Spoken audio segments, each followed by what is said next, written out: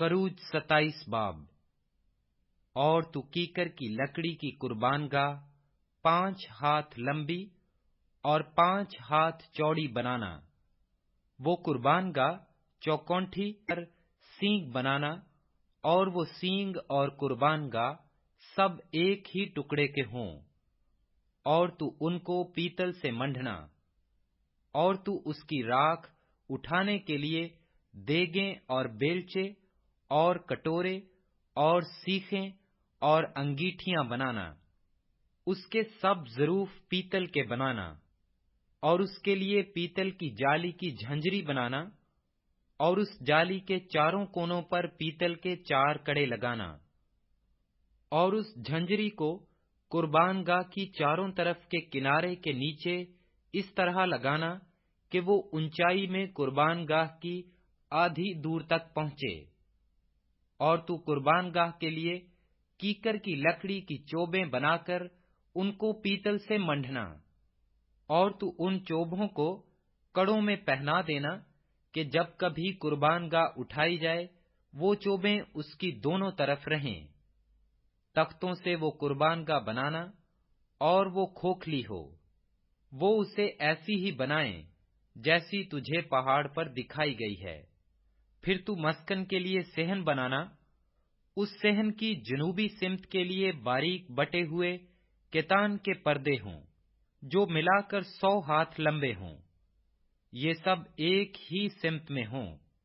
और उनके लिए 20 सतून बने, और सतूनों के लिए पीतल के 20 ही खाने बने। और इन सतूनों के कुंडे और पेटियां चांदी की हों।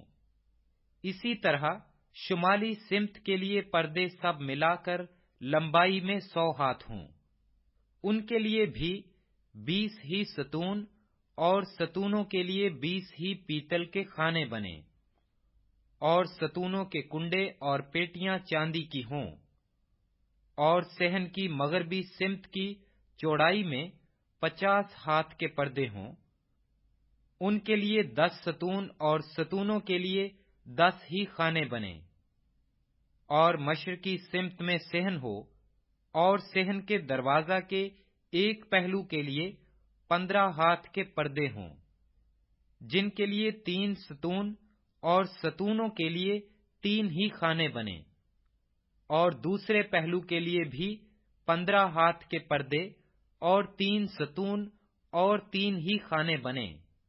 और सतून के दरवाजा के लिए 20 हाथ का एक पर्दा हो, जो आसमानी, अर्गवानी और सुर्ख रंग के कपड़ों और बारीक बटे हुए कितान का बना हुआ हो, और उस पर बेल बूटे कड़े हों।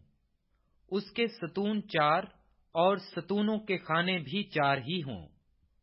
और सेहन के आसपास सब सतून चांदी की पट्टियों से जुड़े हुए हों, और उनके कुंडे चांदी के, और उनके खाने पीतल के हों।